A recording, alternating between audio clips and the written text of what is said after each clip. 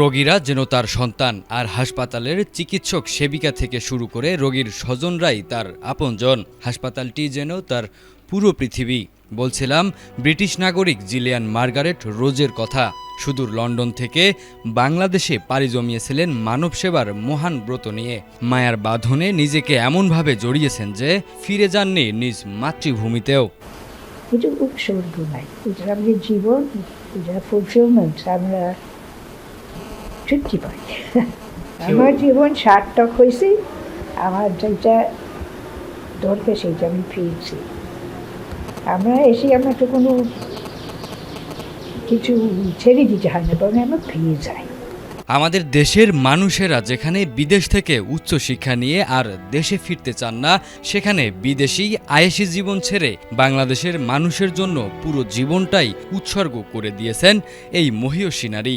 1939 সালে ব্রিটেনের এক মধ্যবিত্ত পরিবারে জন্মগ্রহণ করেন জিলিয়ান।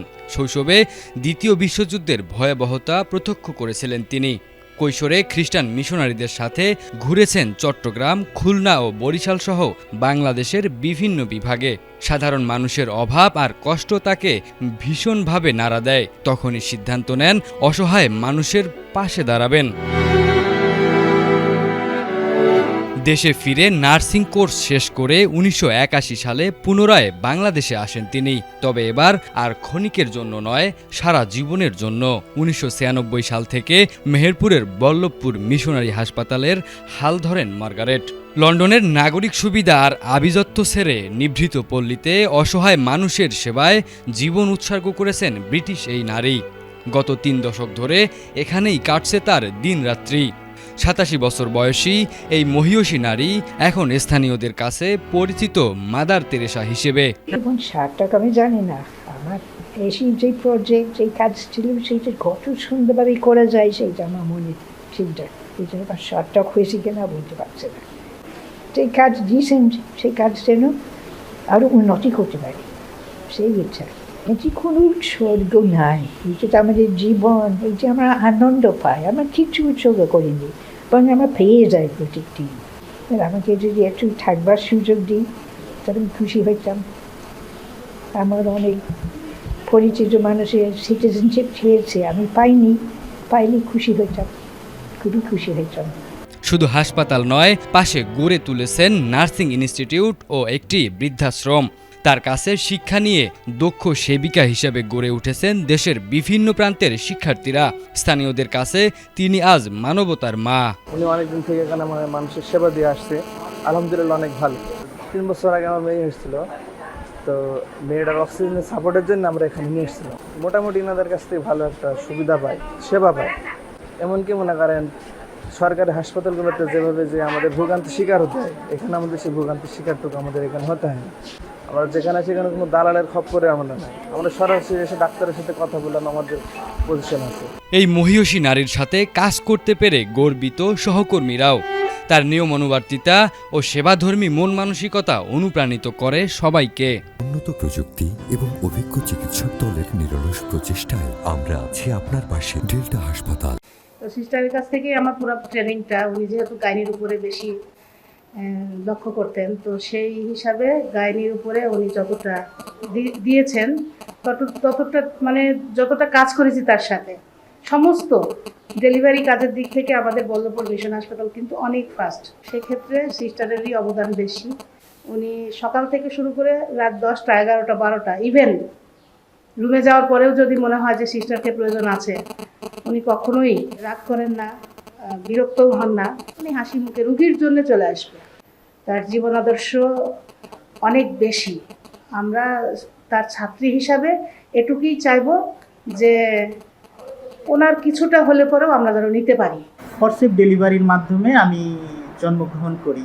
তো আমি যে 28 বছর আগে জন্মগ্রহণ করছি সিস্টারের হাতে, এবং আমি MBBS পাশ করার পরে যে এসে সিস্টারের সাথে আবার কাজ করার সুযোগ পাবো, এটা আমি স্বপ্নেও ভাবিনি।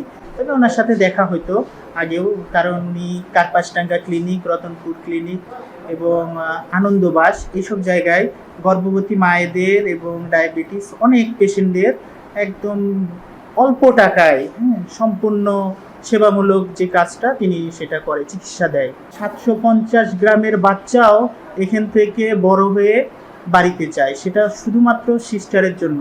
সিস্টার অক্লান্ত পরিশ্রম।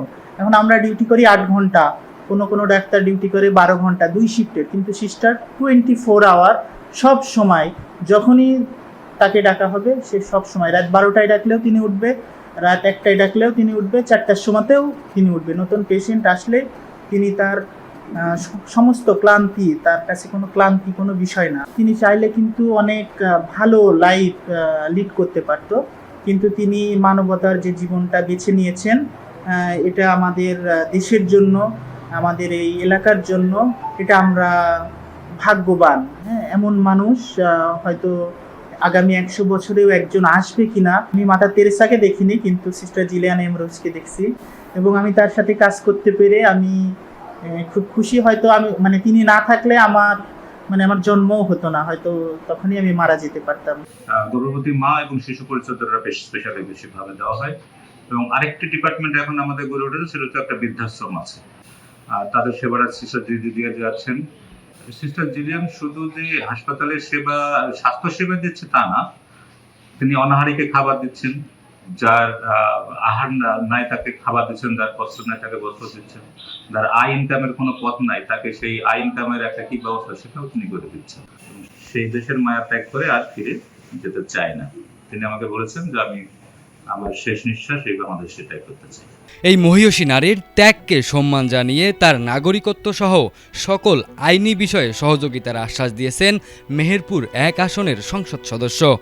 লং টাইম আছেন মেহেরপুর হাসপাতাল, যেটা 1889 সালে প্রতিষ্ঠিত। শুরু থেকে জীবনের বলা যায়, শুরু থেকে উনি সেবা দিয়ে আসছে। আমার চোখে দেখা, যেহেতু আমার গ্রাম, আমি চোখে দেখেছি যে মানব সেবা বলতে যেটা বোঝায় পূর্ণাঙ্গ সেবা দিয়ে আসছে। এত সেবার পরেও এদেশের নাগরিক হয়নি, এটা আশ্চর্যের ব্যাপার। তবে রাষ্ট্রের কিছু বিধিবিধান থাকে, বাধ্যবাধকতা আছে। তো রাষ্ট্রের বাধ্যবাধকতার ক্ষেত্রে আমি যেহেতু নির্বাচিত হয়েছি 1 আসনের এমপি হিসাবে, তার নাগরিকত্ব পাওয়ার ব্যাপারে সার্বিক সহযোগিতা আমরা থাকবে।